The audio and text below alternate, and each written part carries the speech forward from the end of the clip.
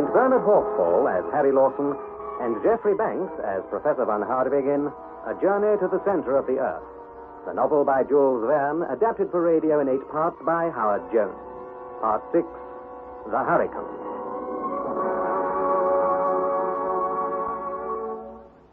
Before I resume my account of our amazing adventures beneath the surface of the earth, let me remind you of what I have already told you.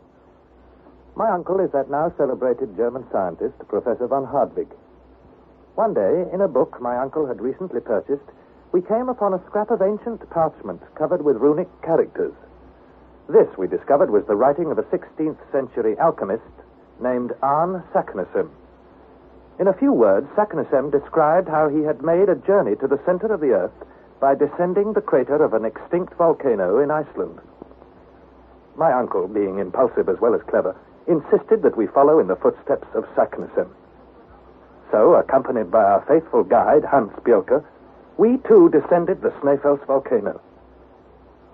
How we nearly died of thirst, how I became separated from my companions and all but lost my reason, how we set sail on a raft on a great subterranean ocean called the Central Sea, all this I have already told you.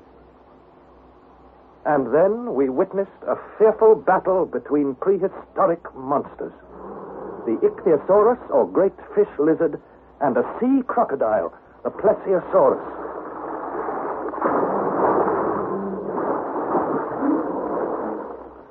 After 3 terrifying hours, both monsters suddenly vanished under the waves.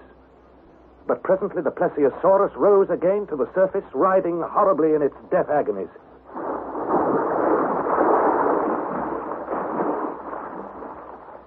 We watched it until it ceased to struggle and sank from our sight. And I thought, so much for the plesiosaurus. But what about the victor, the ichthyosaurus? Has he gone down to some undersea cavern to rest and lick his wounds? Or will he reappear to destroy us? Suddenly, Hans said, "Ah, the wind! The wind! He freshens! See, the sail is filled! We fly! We fly!" Wednesday, August 19th. The wind, which is now blowing violently, has helped us to escape from the scene of the battle. With his usual imperturbable calm, Hans remains at the rudder. But my uncle, who for a short time had been roused from his reverie by the fight, fell again into a brown study, his eyes fixed morosely on the widespread ocean. I confess that even I find our voyage has become monotonous. But I have no desire to have the monotony broken by the perils and adventures of yesterday.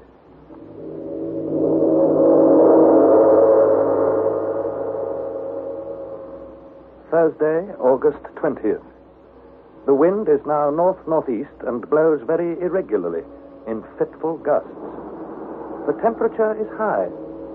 We progress at an average speed of about 10.5 miles an hour. About 12 o'clock, we heard a sound like thunder. I note down this fact without suggesting any reason for it. My uncle had his own theory. Not thunder, I think. No. It is my belief that there's some distant rock or island. What we hear is the sea breaking violently against it. Hans, leave the tiller, climb the mast. Up with you. So, up. Now look all around you. What can you see? I can see... Yes. I can see nothing. Nothing?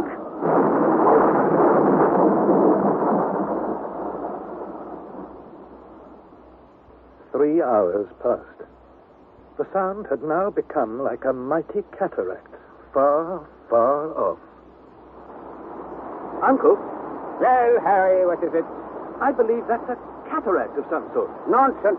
We're advancing towards some gigantic waterfall, some terrible abyss. I disagree. I disagree entirely. I could not help reflecting that if we were to be swept down into some abyss, the professor would welcome it. For it would be that swift and vertical descent to the center of the earth which he is so anxious to make. But what, in fact, was this strange sound? And where did it come from? It struck me that if it came from a cataract, as I believed, if, in other words, this great underground sea cascaded into a lower basin, the current would become stronger and its swiftness would afford me some idea of the peril which faced us. Accordingly, I cast an empty bottle into the sea and watched it anxiously.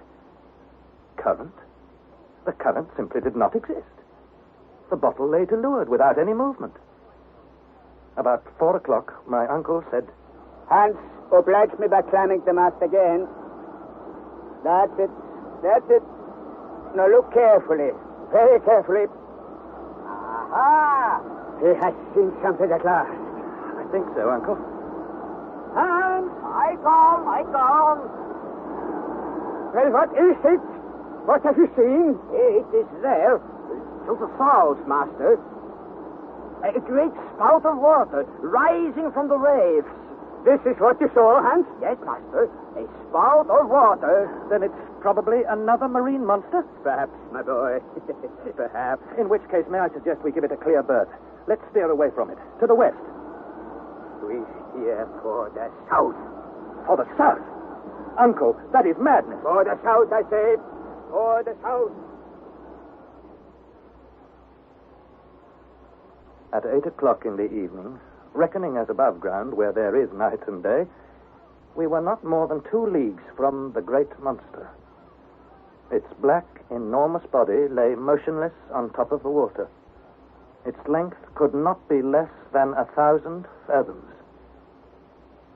I recalled that sailors have been said to have gone ashore on sleeping whales, mistaking them for land. What could this terrible monster be? The water spout rose to a height of at least 500 feet, breaking into spray with a sullen roar. And all the time we were advancing on it, I cried out to my uncle to stop, before it was too late. It did not come this way to stop. You're mad, Uncle. If you don't stop, I'll cut away the sail. Master! Well, this monster, it is an island. An island?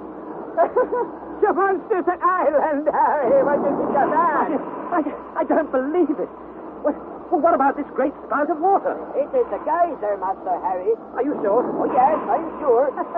In my country, Iceland, there are many such geysers. Oh, enough of talk.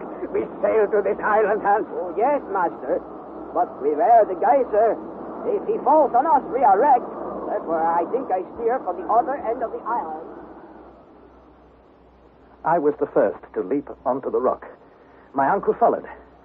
Hans remained seated on the raft, a man above any childish thrills of excitement. The professor and I were now walking on granite mixed with siliceous sandstone. It shivered under our feet like the sides of a boiler and was burning to the touch. One moment, Harry. Have you brought the thermometer? Yes? This water is running from the basin where the geyser rises. Now, what is the temperature? 163 degrees. So? And that, Uncle, contradicts all your theories on the subject, doesn't it? What are you saying? Explain yourself. Well, the water obviously comes from some place where the heat is intense, and that place is directly beneath our feet. Certain it is beneath our feet. What about it? Well, doesn't it confirm the central heat theory? The deeper you descend, the hotter it becomes. Hot! The water is hot, and that's all. What does it prove against my theory? Nothing, I suppose. But, Uncle, sooner or later we shall arrive in some region where the central heat will be insupportable. It will be as hot as the Hades of the ancients, believed by them to be the center of the earth. Now, we shall see. But now we must give a name to this island. Yes, indeed. I named this Harry's Island. Thank you, Uncle. You don't need to thank me. I care nothing for your theories. Nothing at all. Come. It is time we were going. So at length we took our departure, going round the rather dangerous projecting rocks on the southern side. Hans had taken advantage of our halt to carry out some repairs to the raft. Not before they were needed, I might add. Before we set sail, I made some observations and calculations to put down in my journal. Since we left Port Gretchen, we had traveled 270 leagues, more than 800 miles on this great subterranean sea. We were, therefore, 620 leagues from Iceland and exactly under England.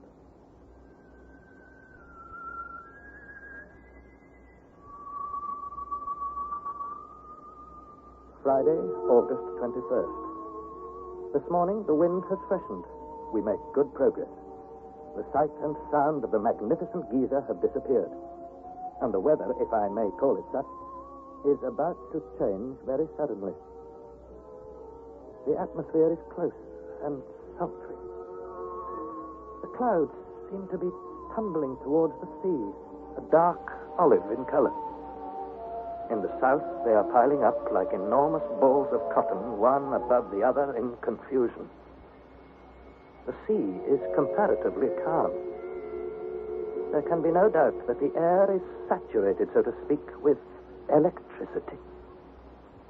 My hair literally stands on end, as if under the influence of a galvanic battery.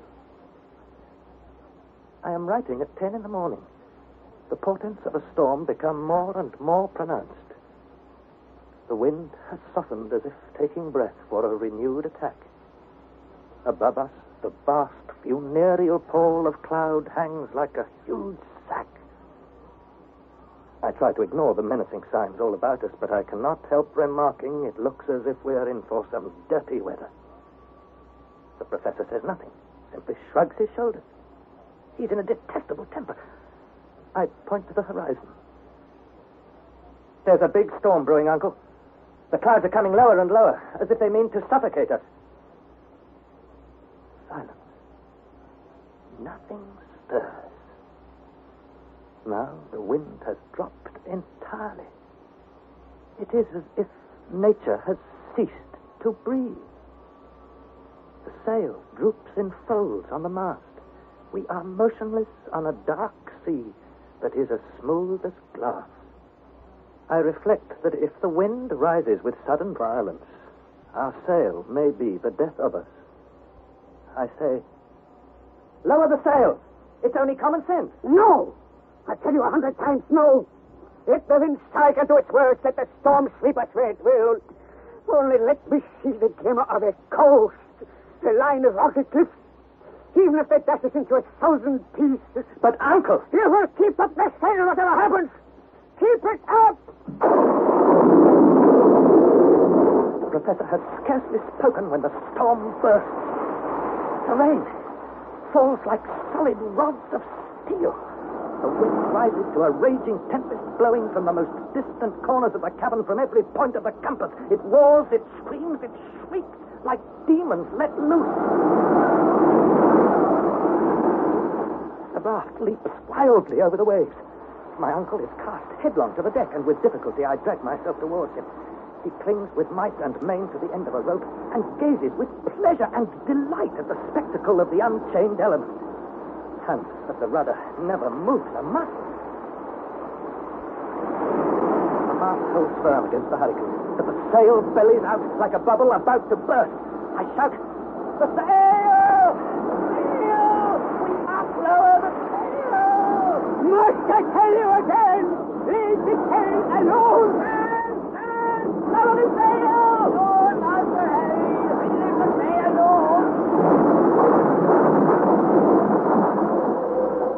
And now to the fearful claps of thunder are added dazzling flashes of lightning such as I have never seen before. The flashes cross one another, hurled down from every side. Hailstones striking the metal of our boots and our weapons are luminous. The waves rising above us like fire-eating monsters. The crests surmounted by great cones of flame.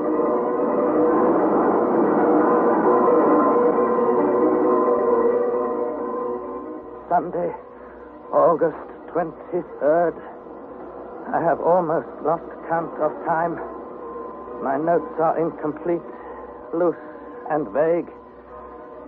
The night has been fearful, something not to be described. We are still carried forward at tremendous speed. Where have we got to? Where are we going? Our ears literally bleed. We are unable to exchange a word, to hear each other speak. My uncle lies full length, silent, motionless. Hans never moves.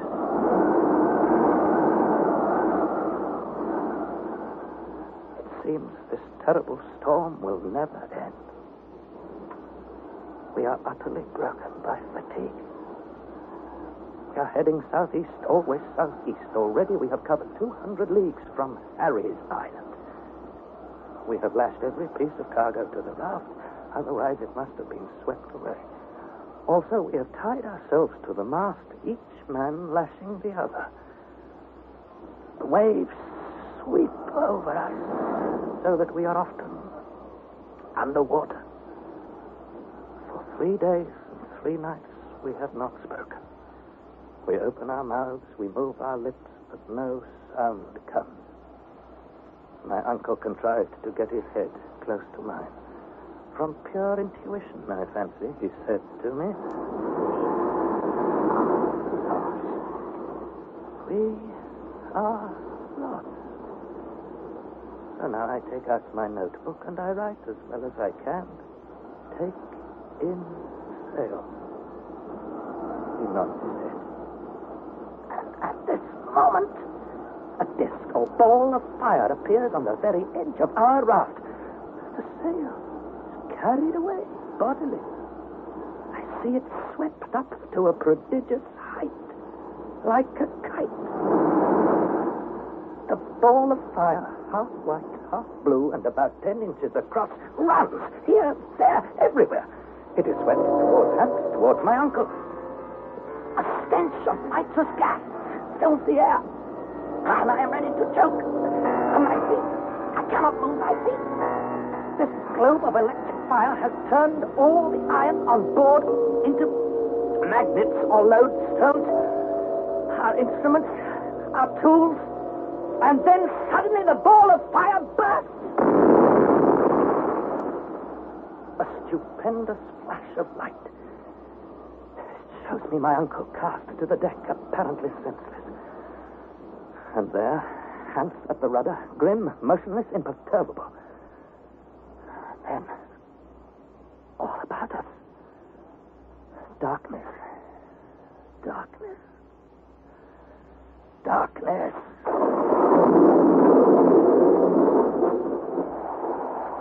Tuesday, August 25th. The hurricane continues. Where are we going? Where? Our speed is terrific. We must have passed under England, under the Channel, under France, probably under the whole extent of Europe. Master Harry! What's that? Someone called my name? Master Harry! And Master Harry! You hear? here? Yes, I hear. And Something else? There is land yonder. The sea is smashing on rocks. They are close. They are very close. oh, land. No, it can't be. You imagine it.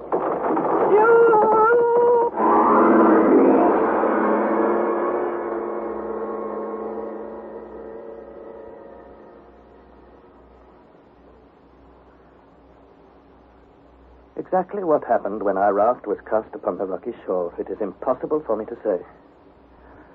I felt myself thrown into the raging seas, and I was saved from death only by the determination of the faithful Hans, who seized me and carried me far out of the reach of the waves and laid me down upon a wide expanse of sand. And here, some time later, I found myself in the company of the professor. Some overhanging rocks afforded us a slight protection, and under this shelter, Hans prepared some food, which I, however, was unable to eat. Exhausted by 3 weary days and nights, we fell into a heavy sleep. The next day, when I awoke, the change was magical. Every trace of the storm had vanished. The wind was gentle and the sea quite calm. I was greeted by the first happy remarks I had heard from my uncle for many a day. Well, well. How are you, Harry, my dear boy? You slept soundly. Well, what is the matter with you? Cannot you say whether you slept well or not? Yes, I've slept well, Uncle. But every bone in my body aches. Oh, you appear to be very cheerful this morning. Never happier in my life, dear boy. We have at last reached our long-wished-for port. Do you mean this is the end of our expedition? No, not yet. But we have reached the further side of the great central sea, the sea which I thought would never end. So now we can resume our journey by land, our real journey to the center of the earth. Uncle, what about getting back? Back to the surface? Getting back? What a question to ask. When we reach the center of the earth, we shall find a new road to lead us back to the surface. And if there is no new road? Then we shall turn about and return by the way we came. In that case, we shall have to repair the raft. And what about the equipment? There's very little missing as far as I can see. We have lost all our guns. We haven't a weapon between us. No weapons. Only this gunpowder. Well, as we have no guns, all we do is give up the idea of hunting. But our scientific instruments, Hansel, what about them? Here, the thermometers, the chronometer, the compass, and this, what you call it? The manometer, the most valuable of all. With this, I can calculate our depth as we progress. With this, I shall tell when we have reached the center of the earth. And food. How much is left, huh? Well, the food is here, in these boxes. There are biscuits, salt meat, fried fish, freedom. It is all good. If we are careful, it will last 2, 3, 4 months. Yes, 4 months, I think. 4 months? Oh, then we shall have plenty of time to reach the center of the earth. And to come back again. And with the food that is left over, I will give a grand dinner to all my scientific colleagues in Hamburg. But at this moment, Uncle, we are somewhere under the Mediterranean. That may be so, but whether we are under the Mediterranean or under Turkey or the Atlantic Ocean cannot be decided until we are sure that the storm does not drive us out of our course. However, we can easily decide by taking our bearings. Come, let us... The professor stepped out eagerly towards the rock where Hans had laid out our instruments. He was gay and light-hearted, to all appearances a young man again. I had never known him so amiable and cheerful. I followed him, anxious to know whether I had made any mistake in my estimate of our position. My uncle took up the compass, gave it a shake to bring it to life, placed it again on the rocks, and bent his eyes eagerly over it. For some moments he was silent. Slowly he rubbed his eyes and looked again. And then... No. It is not possible. What's the matter, Uncle? Uncle, what's wrong? I cannot... Look at the compass. The needle's pointing to the shore. Exactly. Then the shore is to the north. The sea is to the south. You realize what this means? Now, wait a minute. Perhaps it's not working properly, Uncle. I'll give it another shake. There. Let it settle. It has settled precisely as before. The needle points to the shore.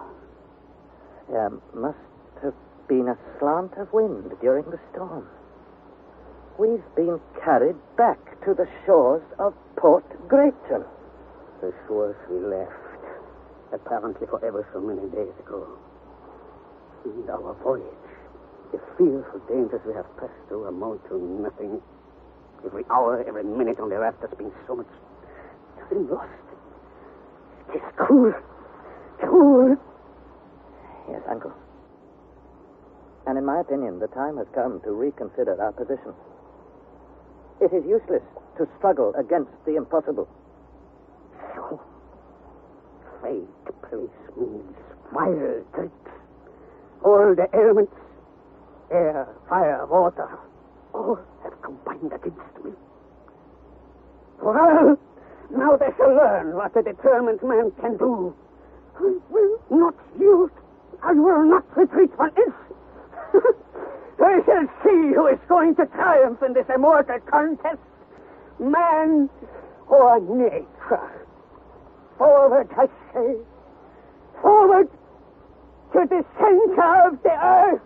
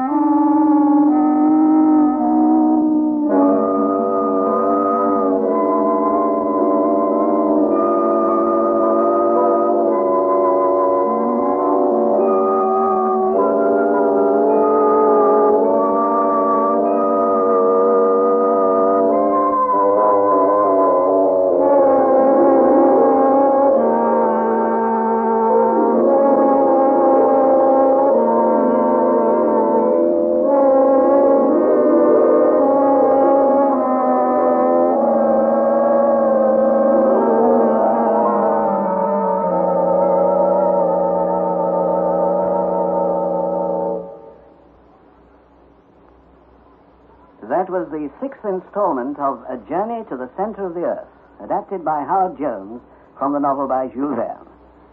The cast was as follows. Harry Lawson was played by Bernard Horsfall, Professor von Hadwig by Geoffrey Banks, and Hans Bjolke by John Daglish. It was produced in the north of England by Trevor Hill. We invite you to listen to the seventh installment of this serial next Thursday at the same time, that is 5:25, on this service, that is Radio 4. And the title of the episode next week is The Mysterious Dagger.